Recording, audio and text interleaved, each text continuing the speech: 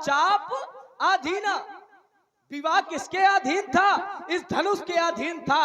अगर कन्या का विवाह इस धनुष के माध्यम से हो गया है तो इसमें आपको क्रोध नहीं करना चाहिए। इसमें आपको धनुष तोड़ने वाले से शत्रुता का संबंध नहीं स्थापित करना चाहिए। और जनक की ऐसी धरती को पलटने का जो निर्णय आपने लिया है, ये निर्णय भी आपको नहीं लेना चाहिए, क्योंकि अगर इसके माध्यम से कन्या का विवाह हुआ है, कोई जुड़ा है। अगर कोई टूटा तो कोई जुड़ा। आपने एक उदाहरण भी दिया था कि अगर दुख है तो सुख को कैसे लोग जानेंगे? जब तक व्यक्ति के जीवन में दुख नहीं आएगा तब तक लोग सुख को नहीं जानेंगे। और अगर पाप है तो पुण्य को कैसे जानेंगे? जब तक पाप है तो पुण्य को नहीं जान पाएंगे। वैसे अगर विवाह चाप के अधीन था, धनुष के अधीन था, तो ये टूट गया है तो आपका क्रोध बेकार का, आपका यो संबंध है शत्रुता का, ये बेकार का है। आपने एक बात और रखी, मैंने कहा था इस मिथिला में दो कोट के राजा हैं, एक साधु है, एक दुष्ट है। साधु भी है, दुष्ट भी है। अगर आपके द्वारा सभी राजा मारे जाएंगे तो साधु भी मारे जाएंगे और दुष्ट भी मारे जाएंगे। जब दोनों राजा मारे जाएंगे, साधु राजा भी मारे जाएंगे, तो एक कार्य कौन सा हो जाएगा? अधमाई वाला। पर पीड़ा सम नहीं अधमाई, दूसरे को पीड़ा पहुंचाना ये अधमाई वाला कार्य है। और ये अधमाई वाला कार्य आपके द्वारा होगा। ये निर्णय को ठीक ठीक समझ में नहीं आ रहा है। मेरा चिंतन ये था, आपने इसमें बिंदु बना के दिया कि यहाँ पर जो राजा है किस लिए आए हैं, तो कहा धनुष तोड़ने के लिए। सभी राजा धनुष तोड़ने के लिए नहीं आए। जिनके कछु विचार मन माही, जिनके कछु विचार मन माही, तो चाप समीप महीप न जाही। महीप माने राजा। जिनके विचार मन में यह था कि भगवान शंकर का है, पूजनीय है, अमुक व्यक्ति के द्वारा इसका खंडन होगा, वो लोग इसके पास तक नहीं गए। कई रहो सभी राजा तोड़ने के लिए। बोले चार प्रकार के अपराधी होते हैं। कौन कौन से? तो कहा देखने वाला भी अपराधी होता है, छिपाने वाला भी अपराधी होता है, और कार्य करने वाला भी अपराधी होता है। महाराज आदेश देने वाला भी अपराधी होता है। चार प्रकार के अपराधी आपने गिनाए। आदेश किसके द्वारा दिया गया? गुरु के द्वारा। आदेश गुरु का, तो क्या गुरु अपराधी हो गए? तो क्या गुरु को हम अपराधी बता देंगे? या किसी शास्त्र ने गुरु को अपराध घोषित किया? नहीं किया। अपराधी किसी ने नहीं कहा, तो हम कैसे मान लेंगे कि अपराधी है? प्रथम बिंदु। और अगर ये मान लें आपकी दृष्टि में कि अपराध है, तो जहां अपराध होता है, जहां पर ऐसी घटना घटती है, वहां पर लोग सुखी होते हैं कि दुखी होते हैं? अपराध जहां पर होता है, जहां पर हम ये उदाहरण दे दें, जैसे किसी के घर में चोरी हो गई हो, या किसी के घर में चोरी हो गई, तो वहां पर व्यक्ति सुखी होंगे कि दुखी होंगे? दुखी होंगे। लेकिन यहां की स्थिति क्या है? प्रभु दो चाप खंड मही डारे, तो देख ही लोग कैसे हैं? यहाँ के लोगों ने जब देखा तो देख ही लोग सब भय सुखारे, सभी सुखे हैं। तो हम कैसे मान ले कि ये अपराध है? तीसरा बिंदु, यद्यप प्रस्तुति लंबी ना हो इसलिए हम सूक्ष्म करके आपका चिंतन दे रहे हैं। तीसरा बिंदु मैंने कहा था, ये जो पितामह ब्रह्मा की सृष्टि है, ये गुणों और अवगुणों से सनी हुई है। इस पर भिन्नता है, कहीं दिन है तो कहीं रात है, कहीं पाप है तो कहीं पुण्य है, कहीं साधु है तो कहीं असाधु है। इस पर समानता नहीं है। पितामह ब्रह्मा की सृष्टि पर कहीं भी समानता नहीं है। या तो धनुष तोड़ने वाला सृष्टि से परे है, या तो सृष्टि से बाहर है। समानता अगर आपकी दृष्टि में की जा रही है, और आपने इस पर चिंतन क्या दिया? आपने कहा यहां पर जो कार्य किया गया है, ये एक ब्राह्मण की हत्या की गई है। ब्राह्मण की हत्या ये की गई है। दधीच जी कौन थे? संत थे। और संत की कोई जाति नहीं होती। प्रथम बात, संत की कोई जाति नहीं होती है। और यहाँ पर बता रहे हो ब्राह्मण की हत्या की गई, और शास्त्राबाहु के द्वारा क्या किया गया, ब्राह्मण की वहां भी हत्या की गई। पर्यायी आश्रम से कामधेनु नामक गाय का हरण किया गया, ब्राह्मण की हत्या नहीं की गई। जहां पर आप कह रहे हो ब्राह्मण का अपमान किया गया, वहां पर ब्राह्मणों का अपमान किया गया शास्त्राबाहु के द्वारा। यहां पर ब्राह्मणों का क्या अपमान किया गया? धनुष तोड़ने वाला तो ऐसा है कि वो ब्राह्मणों की चरण रज की पूजा करता है, ब्राह्मणों के चरणों को स्पर्श करता है। आप कह रहे हो ब्राह्मणों का अपमान किया गया धनुष तोड़ने वाले के द्वारा।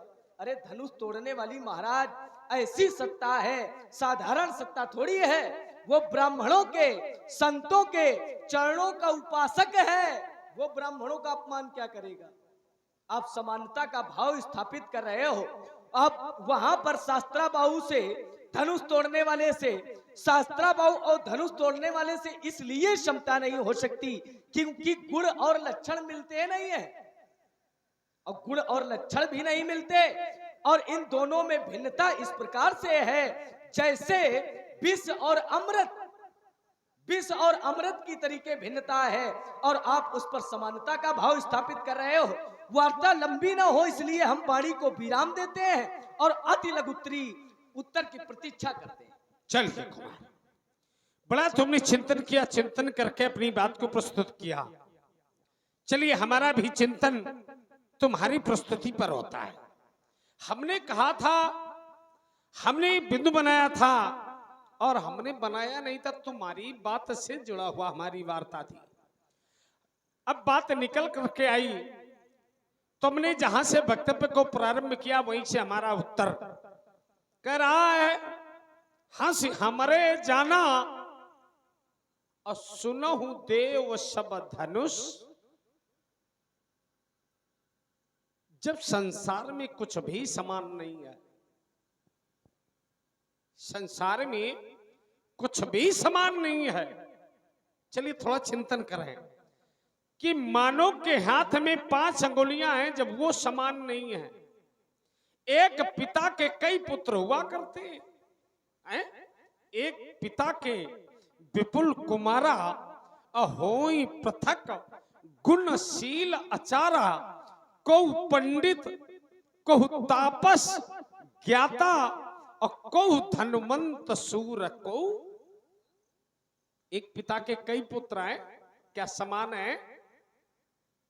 कोई पंडित है, कोई तपसी है, कोई ज्ञानी है, हमने तो ऐसा ऐसा देखा है कि पुत्र बड़ा साहूकार हुआ है और पिता बहुत बड़ा चोर है, ऐसे भी देखे।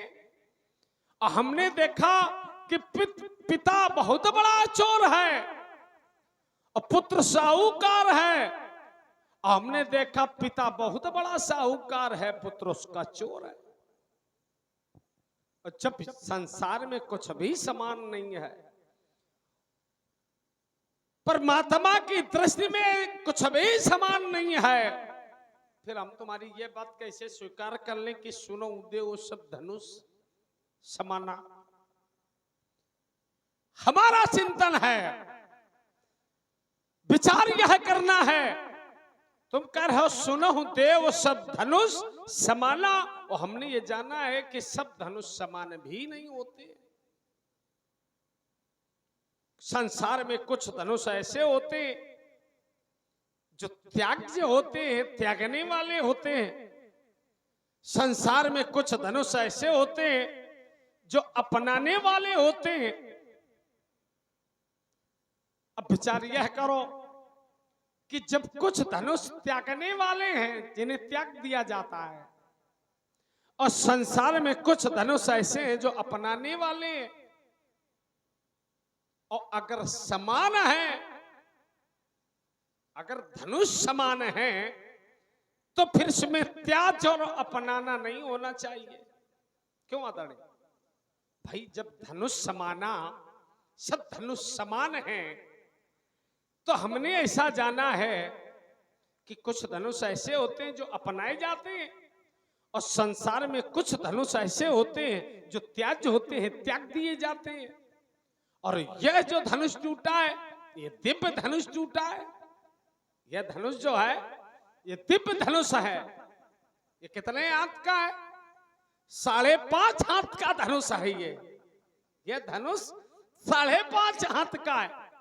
हमारा धनुर्वेद कहता है कि जब यह धनुष 5.5 हाथ का है और जो उत्तम धनुष होते हैं,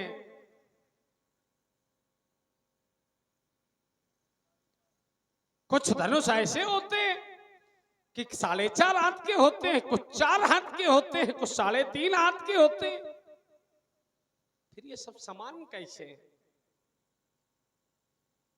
बड़ी चतुरता कर रहा है, अपनी वार्ता को बड़ा जोड़ करके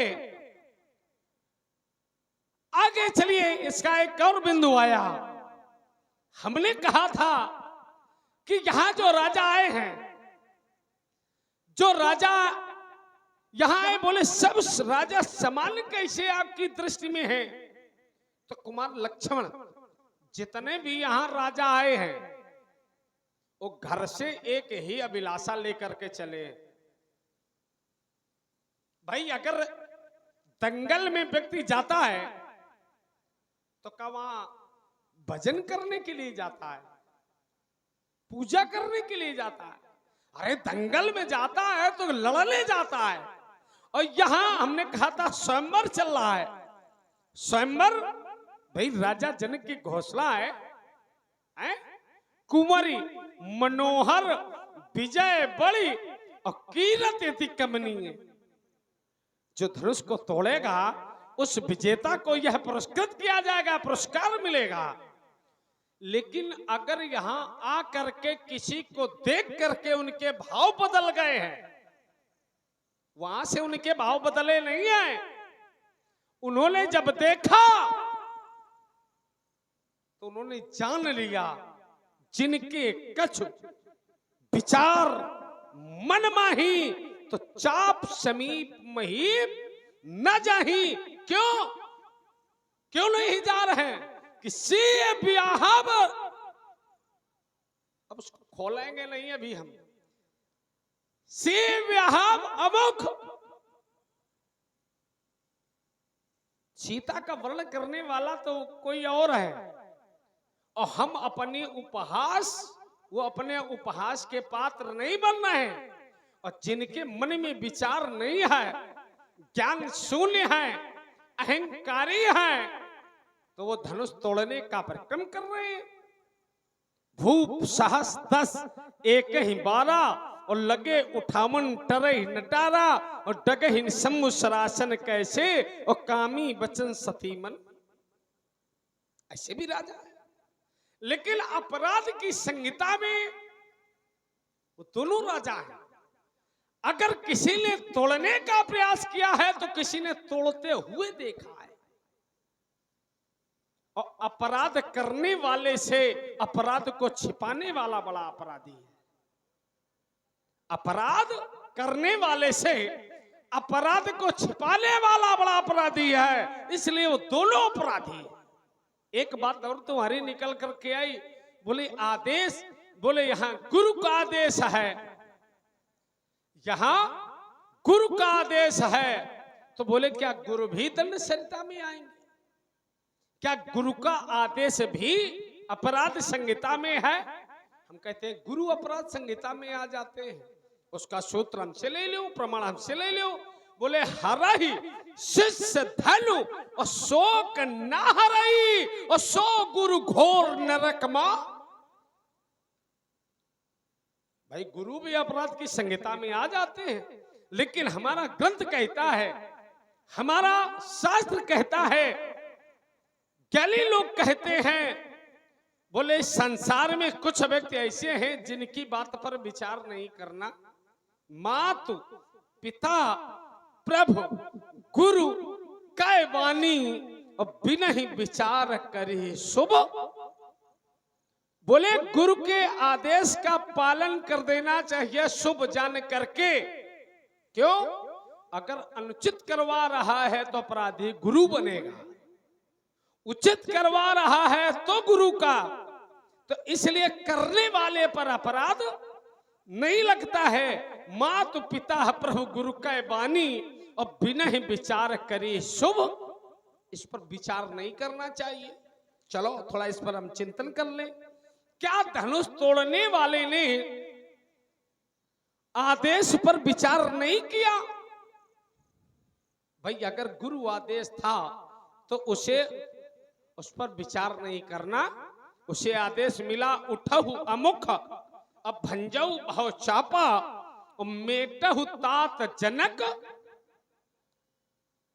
लेकिन क्या उसने धनुष तोड़ दिया? ना, खड़ा तो हो गया, खड़ा हो गया, लेकिन उसने धनुष नहीं तोड़ा। उसने किया क्या कि अमुख मुनिन सन आयस। अच्छा विचार यह करो, गुरु आदेश से बड़ा क्या मुनियों का आदेश है? क्या गुरु आदेश से बड़ा? हमने तो ऐसा जाना है कि गुरु ब्रह्मा गुरु विष्णु गुरु देवो महेश्वर गुरु साक्षात परब्रह्म तस्मै श्री गुरुवे। जब गुरु ब्रह्मा है, गुरु विष्णु है, गुरु शंकर है, गुरु साक्षात ब्रह्म है, तो फिर मुनियों से आज्ञा मांगने का कारण क्या है? वो इसका अगर वो मुनियों से आदेश मांग रहा है तो फिर वो मुनि गुरु के आदेश पर विचार, और अगर विचार कर रहा है तो फिर वह अपराध कर रहा है, वह अपराध कर रहा है। इसलिए धनुष तोड़ने वाला आज मारा तो जाएगा। हो गया हमारा। चलो ज्यादा लंबा हुआ जा रहा है, इसलिए हम प्रस्तुति ज्यादा लंबी ना हो, इसलिए ज्यादा छोटी छोटी बातें और छोटी छोटी बातों में उत्तर हो जाए। हमने एक जाल बनाकर रखा था, हमने एक फंदा बनाया, उस फंदे से बचाव करने के कारण आपने उस फंदे में हमको स्वयं घुसेड़ दिया। फंदा क्या मैंने बनाया था? यह जो पितामह ब्रह्मा की सृष्टि है, ये गुणों और अवगुणों से सनी हुई है। इस पर कहीं समानता नहीं है। कहीं दिन है तो कहीं रात है, कहीं पाप है, कहीं पुण्य है, कहीं धर्म है, कहीं अधर्म है। मैंने ये फंदा बनाया कि जब पितामह ब्रह्मा की सृष्टि गुणों और अवगुणों से सनी हुई है तो इस पर समानता कैसे? या तो सृष्टि से परे है, या तो पितामह सृष्टि के अंतर्गत नहीं है, पितामह सृष्टि के बाहर है, तब समानता है, नहीं तो समानता नहीं हो सकती। आपने वही फंदा हमारे ऊपर डाल दिया। फंदा क्या डाला? हमने कहा धनु ही हमारे जाना, हमारी जानकारी में हमारे जाना सुनऊ देव सब धनुष समाना। बोले राजकुमार लक्ष्मण, जब इस सृष्टि पर समानता नहीं है तो धनुष और धनु यह समान कैसे? ये फंदा आपने हमारे ऊपर डाल दिया। हमने ये प्रस्तुति का क्रम बनाकर दिया था, जब उसका निराकरण नहीं हो पाया तो ये फंदा आपने हमारे ऊपर डाल दिया। इसका निराकरण मैं कर रहा हूं। इस धनुयों और धनुष में समता कैसे? आचार्य जन कहते हैं एक भी व्यक्ति के गुण और लक्षण मिलते हैं तो उस पर समता कर दी जाती है। व्यक्ति के एक भी गुण या लक्षण मिलते हैं, व्यक्ति हो या वस्तु हो, तो उस पर समता कर दी जाती है। एक नहीं 14 ऐसे प्राणी हैं संसार में जो जीवित होते हुए भी मरे के समान है। मैं उदाहरण दे रहा हूं। कौल काम बस कृपन विमूढ़ा अति दरिद्र अजुसी अति बूढ़ा सदा रोग बस संतत क्रोधी विष्णु विमुख शुद्ध संत विरोधी तन पोषक निंदक अधखानी जीवित 100 सम 14 प्राणी। 14 ऐसे प्राणी हैं जो जीवित होते हुए भी मरे के समान है। कैसे? जब भी व्यक्ति के एक भी गुण या लक्षण मिलते हैं तो समता कर दी जाती है। प्रश्न आपका क्या था? प्रश्न ये था कि ये धनुष, सर्वप्रथम तो हम ये चाहेंगे कि इसको यहां से ले जाओ। कोई है? इसको ले जाओ धनुष को यहां से। ये जो धनुष है, धनुष और धनुयों में समता कैसे? आपका प्रश्न था। जब सृष्टि पर समानता नहीं है तो धनुष और धनु यहां समान कैसे? तो उत्तर आपका ये हुआ 14 ऐसे प्राणी हैं जो जीवित होते हुए भी मरे के समान है। गुण और लक्षण मिलते हैं तो समता कर दी जाती है। इस धनुष के और धनुयों के गुण और लक्षण मिलते हैं, ये मैं उदाहरण दे रहा हूं। इस धनुष और धनुइयों के गुण और लक्षण मिलते हैं। धनुष की कलाएं कितनी होती हैं? कलाएं 14 कलाएं होती हैं धनुष की। क्या धनुइयों में कलाएं नहीं होती? अगर धनुष में 14 कलाएं होती हैं तो क्या धनुइयों में कलाएं नहीं होती? धनुइयों में भी कलाएं होती हैं। धनुष से कार्य क्या किया जाता है? संघान करना, संघान करना। लक्ष्य प्रति 14 कलाएं हैं धनुष की। लक्ष्य प्रति संघान, आकर्षण, विकर्षण, पर्याकर्षण, अनुकर्षण, मंडलीकरण, पूरण, स्थानांतरण, भ्रमण, असन्नपात, जूरपात, पृष्ठपात, मध्यपात। 14 कलाएं धनुष की। और 14 कलाएं अगर धनुष में है तो यही धनुइयों में भी कलाएं व्याप्त है, इसलिए समानता है। ये हो गया उत्तर आपका। आपने इस पर एक रेखा बनाकर लगाई। जो 5.5 हाथ लंबा धनुष होता है उसको क्या कहते हैं? एक बताया 5.5 हाथ लंबा धनुष, एक 4.5 हाथ लंबा धनुष, एक 3.5 हाथ लंबा धनुष। 3 आयुध हैं। जो 5.5 हाथ लंबा धनुष होता है उसे कहते क्या है? हम ही है। अच्छा, वो धनुष भी हम ही है। अच्छा, खिल्लू ताल में हो। अच्छा, वो 5.5 हाथ लंबा धनुष दैवीय धनुष होता है। दैवीय 4.5 हाथ लंबा धनुष मानवीय धनुष होता है। और 3.5 हाथ लंबा धनुष निकिष्ट होता है, सबसे छोटा होता है। ये 3 प्रकार के धनुष। प्रथम बात का आपका उत्तर। दूसरा बिंदु आपका आया, हमने कहा था यहां पर जो राजा है, कुछ राजाओं के मन में तो विचारे नहीं धनुष तोड़ना। जिनके कछ विचार मन माही, तो चाप समीप महीप न जाही। वो राजा धनुष के समीप नहीं गए। तो आपने इसमें उत्तर क्या किया कि जो दंगल में जाते हैं तो मन में क्या विचार करके जाते हैं कि दंगल में जा रहे हैं।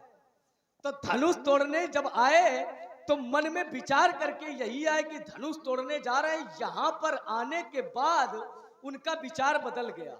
जैसे हमने अर्धाली पढ़ी, जिनके कछ विचार मन माही, चाप समीप महीप न जाही। वैसे एक अर्धाली पढ़ो कि जब राजा चले तो धनुष को तोड़ने के विचार से चले। वैसे एक प्रमाण वो भी होगा। अगर तोड़ने के विचार से चले तो प्रमाण जरूर होगा, होना भी चाहिए, लेकिन नहीं है। साधु राजा थे इसलिए उनके मन में विचार नहीं है। वो आए किस लिए थे, ये फिर मैं एक उत्तर दे रहा हूं। तब भुज बल महिमा उद्घाटी, प्रगटी धनु विघटन पर पाटी। वो प्रभु के भुजाओं की बल की महिमा को देखने के लिए आए थे, न कि धनुष तोड़ने के लिए आए थे। ठीक महाराज। और आपने कहा, बोले जो गुरु होता है, गुरु शब्द पर आपने विशेष आकर्षण दिया। जो गुरु होता है, शास्त्र कहते हैं मातु पितई प्रभु गुरु के बानी, बिना ही विचार करिए शुभ जानी। बिना विचारे उनकी बात को मान लेना चाहिए। और धनुष तोड़ने वाले ने गुरु की बात को नहीं माना उसके बाद में मुनियों से भी आदेश लिया, तब उसने धनुष का खंडन किया। महाराज, इस बात का भी हम आपकी खंडन करिए देता। जो मातु पिता प्रभु गुरु के बानी, बिना ही विचार करी शुभ जानी। ये है कि बिना विचारे कर देना चाहिए, लेकिन कुछ स्थान ऐसे हैं जहां पर विचार भी करना चाहिए। और विचार किया, लोगों ने नहीं मानी गुरु की, कोई दोष नहीं लगा, कोई दोष नहीं लगा। पिता तजो प्रहलाद, बंधु विभीषण, भरत महतारी, इन्होंने त्यागा क्या? इनके ऊपर कोई दोष लगा? और शास्त्र तब की कहता है, अनुचित उचित विचार तज जे पालई पितु बैन। अनुचित उचित विचार नहीं करना चाहिए, पिता की आज्ञा का पालन करना चाहिए, लेकिन वहां पर नहीं माना। पिता तजो प्रहलाद, प्रहलाद जी ने अपने पिता का त्याग कर दिया। पिता तजो प्रहलाद, बंधु विभीषण, विभीषण ने अपने भाई का त्याग कर दिया। भरत महतारी, और भरत जी ने अपनी माता का त्याग कर दिया। वहां पर कोई दोष नहीं लगा। और जो माता पिता प्रभु और गुरु की जो वाणी है, इन पर भी विचार करना चाहिए। अपनी वाणी को विराम लगाता और लघु उत्तर के प्रति बढ़िया। छोटा हो या अच्छा हो। नहीं, जितना छोटा तुम हमें बना के दोगे उतना ही छोटा नहीं, हम छोटे ही देते हैं, हम बड़ा बनाते हैं नहीं, हम छोटे बनाते हैं। नहीं, छोटे बने रहो, छोटे बनाते रहो भाई। तुम खुद छोटे हो तो छोटे उत्तर नहीं, छोटा बनना भी सहज है, बड़ा हुआ तो क्या हुआ, जैसे पेड़ खजूर ओहो। पंछी को छाया न दे फल लागी है तिदूर। बड़ा होना भी तो बुराई है, छोटे बनना सहज है, सरल है। नहीं, एक कारण और बनता है। हाँ। कुमार, इससे बड़ी आप चिंतन दे दे कि संसार में बड़ा वही बन पाता है जो छोटा जिसने बनना सीखा है।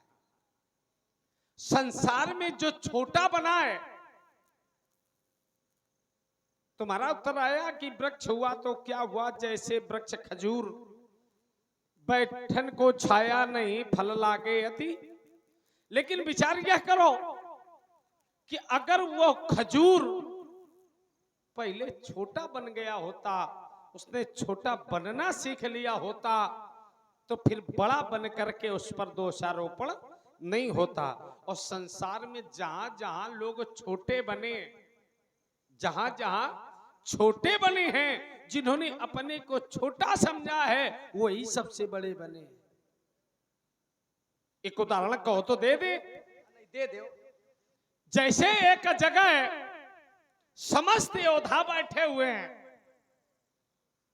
और उन्हें बताया गया कि यह जो समुद्र पार कर रहे हैं, तो यह कार्य सिद्ध हो सकता है, वो उसको हम खोलना नहीं चाहते, समझदार लोग समझ लेंगे।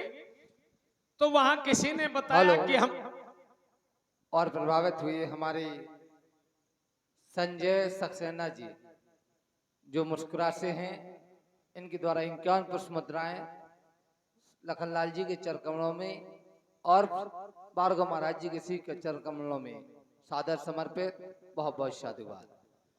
अब विचार करो, किसी ने कहा 1 योजन में छांग जाऊंगा, किसी ने 2 योजन, किसी ने 10 योजन, किसी ने 20 योजन, किसी ने ये कह दिया मैं इधर से तो छलांग जाऊंगा लेकिन उधर से आने में संशय।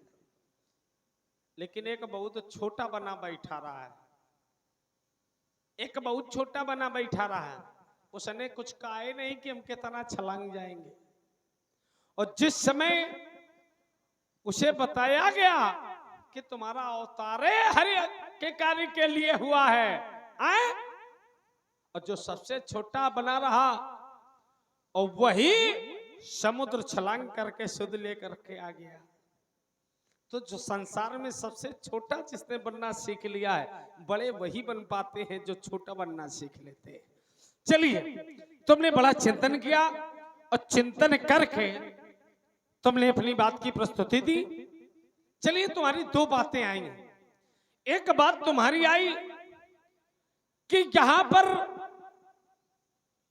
भरत ने अपनी मैया का त्याग कर दिया, प्रहलाद ने अपने पिता का त्याग कर दिया, विभीषण ने भाई का त्याग कर दिया।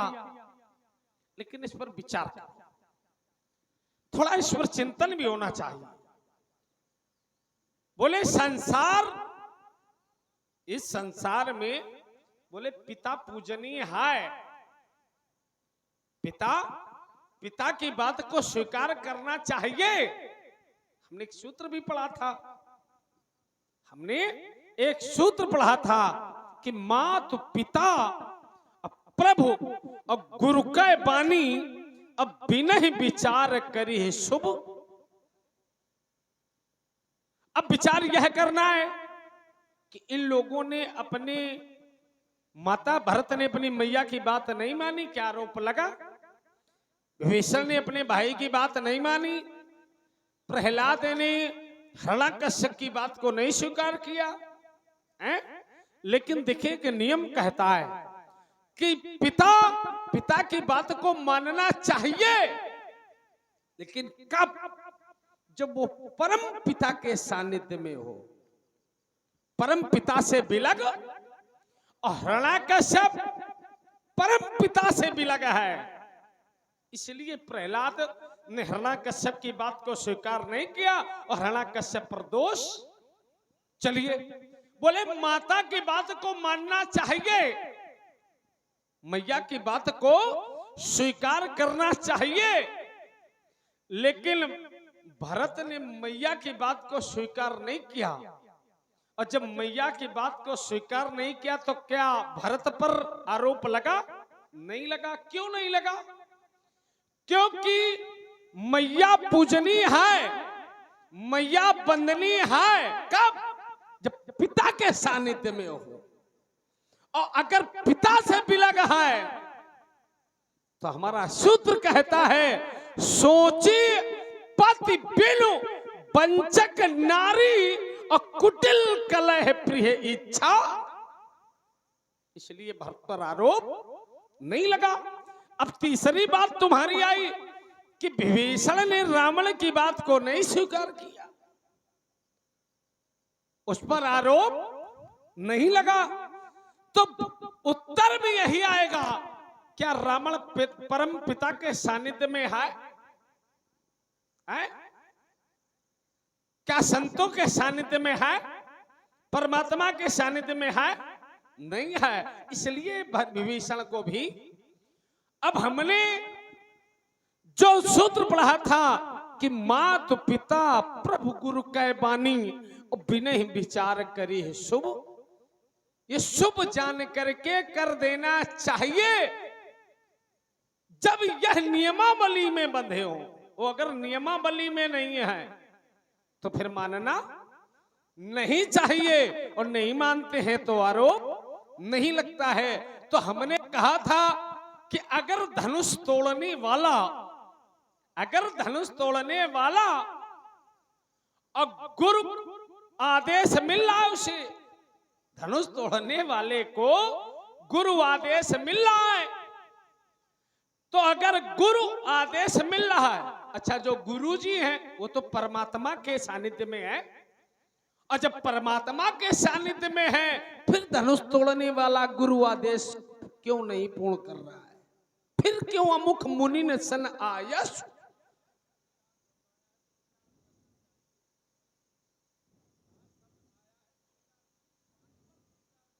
विचार करना चाहिए, लेकिन बिना ही विचार, ये भी तो थोड़ा इस पर भी चिंतन करो। पहले आने वाला जो है बिना ही विचार, ये अगर माता पिता प्रभु गुरु कै बानी, अगर इनकी आवाज है, इनका आदेश है, तो इस पर विचार नहीं करना। अब चलिए, और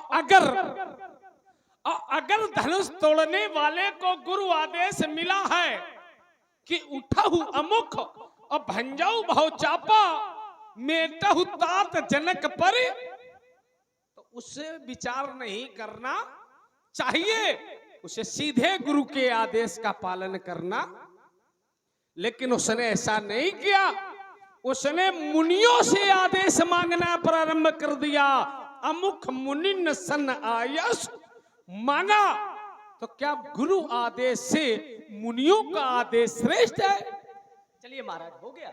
एक ही बात है, एक और अभी तुम्हारी बच्ची दे दो। चलो एक ही पर दे दो। चलिए महाराज, आपने कहा गुरु आदेश से क्या मुनियों का आदेश श्रेष्ठ है? अगर गुरु का आदेश मिल गया तो धनुष तोड़ने वाले को धनुष तोड़ देना चाहिए। क्या गुरु के आदेश का पालन धनुष तोड़ने वाले ने नहीं किया? बस दो शब्द। क्या धनुष तोड़ने वाले ने गुरु आदेश का पालन नहीं किया? धनुष क्या नहीं तोड़ा? बस सीधे उत्तर हो जाएगा। क्या तोड़ा कि नहीं तोड़ा? तोड़ा तो गुरु आदेश का पालन किया कि नहीं किया? तो बस यहीं से निर्णय खत्म होता। थोड़ा भी बोल ले। ठीक है, हाँ बोल ले। हम तो कहा था तुरंत बोल ले। हमारी वार्ता जो है हाँ, अभी ठीक आ नहीं पाई। हमने कहा कि धनुष तोड़ने वाले ने धनुष का खंडन तो कर दिया, लेकिन हमारा ध्यान उधर था कि बिना ही विचार, इस पर उसे विचार नहीं करना चाहिए। लेकिन धनुष तोड़ने वाले ने धनुष को तो तोड़ा, लेकिन उसने विचार किया, और जब विचार किया तो अमुख मुनिन सन आयस। और अच्छा विचार यह करना है कि अगर गुरु आदेश है। चलिए महाराज, हो गया, हम समझ गए आपकी बात को।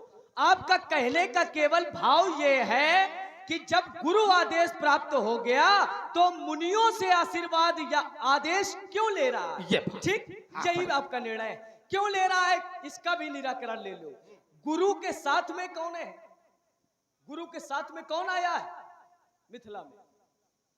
सुनि मुनि वृंद समीप कृपाला, मुनि आए हैं। जब मुनि आए हैं तो आदेश भी ले रहा है, तो कोई अनुचित नहीं कर रहा है। यद्यपि गुरु का आदेश है, गुरु के साथ में कौन है?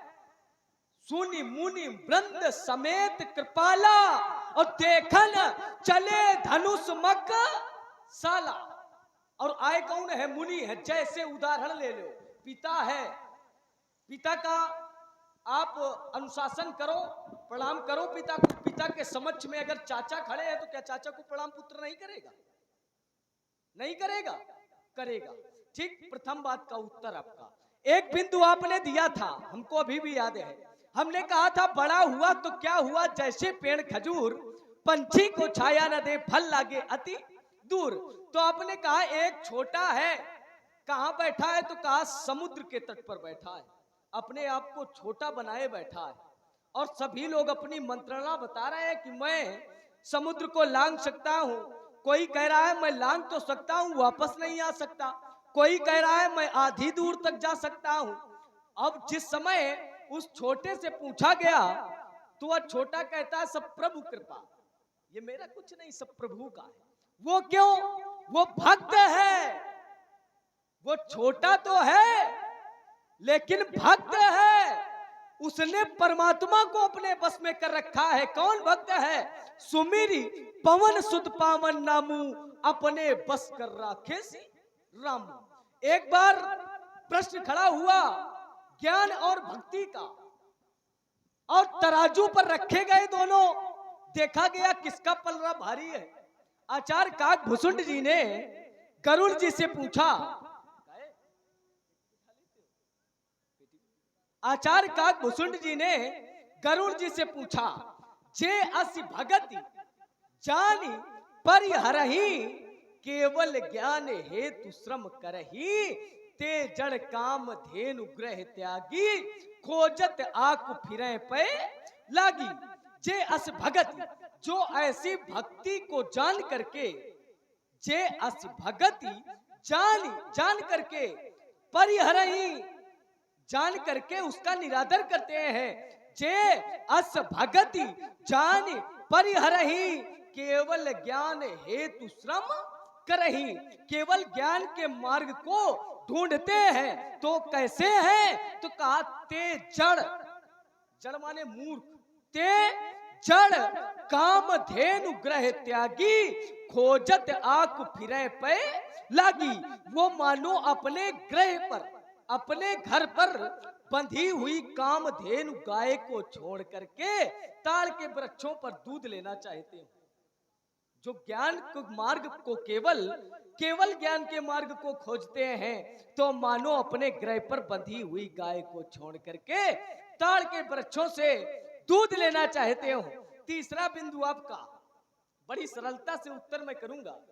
तीसरा बिंदु आपका था, जो यहां पर बैठे हैं मारे सब जाएंगे, धनुष तोड़ने वाला भी मारा जाएगा, क्योंकि उसने अनुचित कार्य किया है आपकी दृष्टि में।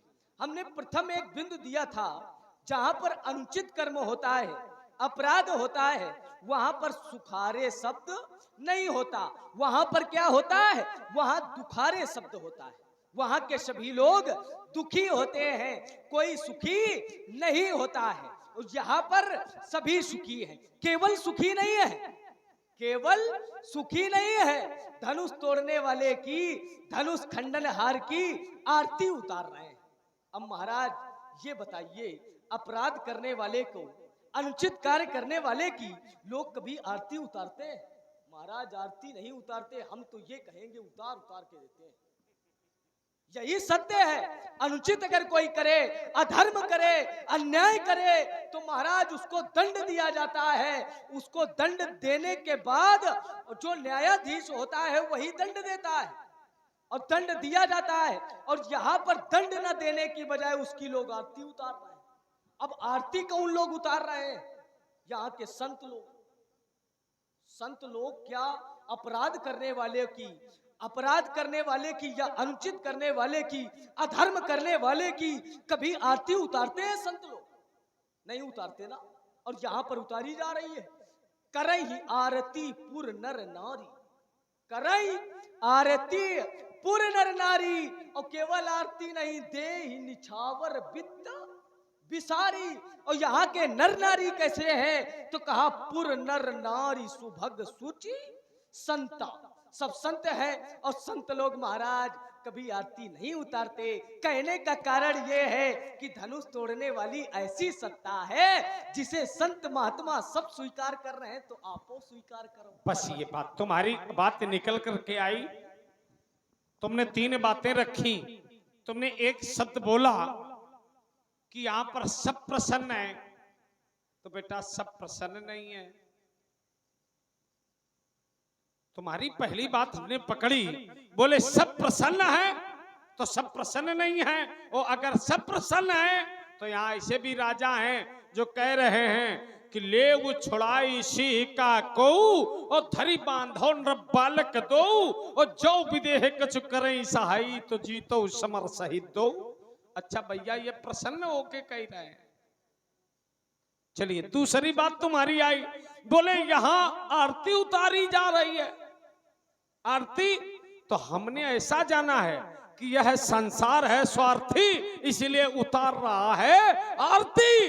क्यों? सुर नर मुनि और सबका ही यहाँ रीति, और स्वार्थ लाग करें सब। दोनों बातें तुम्हारी हो गई। इसलिए बेटा ये सब 3-5 हमसे बिल्कुल नहीं। अच्छा, और हाँ मारा जाएगा, वो तो मारा जाएगा बेटा, तुम भी मारे जाओगे। हम भी मारे जाएंगे। हाँ देखो, हम ब्राह्मण देख के केवल सम्मान कर रहे हैं। अगर भूल गए थोड़ी देर का कि ब्राह्मण हो, बेटा तो धोखे, चलो निकल चलो मिथिला के बाहर, दुई हाथ हो जाए देख। बेटा हमें केवल ब्राह्मण ना समझना, हमें केवल ब्राह्मण ना समझना, और कुछ हमें वशिष्ठ ना समझना, हमें विश्वामित्र ना समझना। तो जब हम माला उठा लें तो हमसे बड़ा कोई ब्राह्मण नहीं। और अगर बेटा हम माला उठा लें तो हमसे बड़ा कोई वीर योद्धा नहीं। तो सूर वंश में प्रसिद्ध था शास्त्रा भाव, जिसका जहन में दूसरा ने जोड़ा था और काटा था मैंने क्षर की धार सो, यद्यप उसके पास सैल बल्ला थोड़ा था, मोड़ा था खड़ालन का आनंद हमी ने। तो बेटा युद्ध में गणेश दंत हमने ही तोड़ा था, और जानता नहीं मैं वही हूँ परशुराम जिसने है वंश का बच्चा तक न छोड़ा था। तो गणेश जी का दांत तोड़ा था, तो हमका गणेश जी न समझो। दही के धोखे चूना न खा जाना महाराज। सभा से भाग जाओगे मुनि जब धनुष संभालेंगे, पड़ोगे व्यर्थ चक्कर में धनुष कर सर उठा लेंगे। अरे मुने रघुवंश अक्खड़ है, नहीं वो नेक दब सकते, जगत की चंचल लज्जा विषम विषकाल खा लेंगे। अरे मुनि तुम्हें हो क्या गया, जो करते ही तो जाते हो। जगत के वीर सिंहों को मुनि ये फरसा दिखाते। यहाँ से बल लगा कर धनुष अपना तुम संभालो, और देर हाथ चुनौती रघुनंदन और शक्ति और लगा कर वार करो। अब मैया के हो या दूध पिए तो अपना देर लगाना तुम, और कंठ काट कर परशुराम का गुरुशंकर को पहनाना तुम। मेरे वार को झेल सको, मेरे वार को झेल सको तो छाती नहीं पहाड़ है ये, अब मेरे सन्मुख से भाग जाओ तो वीरता तुम्हारी राण है ये। और चल गया युद्ध दोनों में तो देखेंगे ये मुनज्ञानी, और आज पता लग जाए बेटा किस दूध में कितना। अरे महाराज अभी पता था, अभी जना था, फिर नहीं बताऊंगा। परशुराम तुम ब्राह्मण हो, मैं ये भी ध्यान दिलाऊंगा, बन जाऊंगा काल तुम्हारा, रुद्र वेद जब धारूंगा, नहीं परशु लखन को लखोआ नहीं पटक पटक कर मारूंगा। इस नरनहार से मत टकराओ, इस नरनहार से मत टकराओ, क्योंकि नरनहार में बसा भवानी, और जो भी हमसे लड़ने आया मांगा उसने पानी, और जिसने हमसे प्रश्न किया है तो उत्तर दिया करारा, और तेरे जैसे वीरों को है दौड़ा दौड़ा कर मारा, और समझाता हूँ बार बार, और करना तुम नादानी। इस नरनहार से मत टकराओ, क्योंकि नरनहार में बसा। अरे पंडित जी दमदमाता हो तो दुश्मनों के दिल में दरारें पड़ जाती है। है, भय का भूत भाग जाता है, छल की छाती हिल जाती है। मेरे नाम का शोर है सारे जहाने में, बड़े बड़े सुरमाओं के छक्के छूटते केवल लक्ष्मण के नाम में। बेटा ये देखो हमारा गर्जना है हमारी। हमारा जीवन में एक लक्ष्य रहा है कि पंडित हूँ परम पवित्र है प्रभाव मेरा। पंडित हूँ परम पवित्र है प्रभाव मेरा, परम पवित्र है प्रभाव मेरा। और पील पील पामरो हमारे जीवन का एक दर्शन रहा है। ये सब होएगा जब युद्ध की तैयारी चल रही है। ये गर्जना है। हाँ यही ये संकेत है बेटा, ये मल्ल युद्ध का एक संकेत है। हाँ बाजे ढोल। मल्ल युद्ध का संकेत न करो। मल्ल युद्ध में हम भी माहिर हैं मिथिला के, लेकिन बाहर चलो। आप कह रहे हो पंडित देखता कर नहीं भी प्रभेश, यही स्वरूप तो मैंने देख लिया। देखता कर नहीं भी प्रभेश, क्षण भर में मचा छिखा देता, अरमान मिटा देता, दिल के बाबा फरसे की याद फुला देता। लेता छीन, लेता छीन, धनुष फरसा करके घनघोर दिखा देता और उछल उछल कर परस चला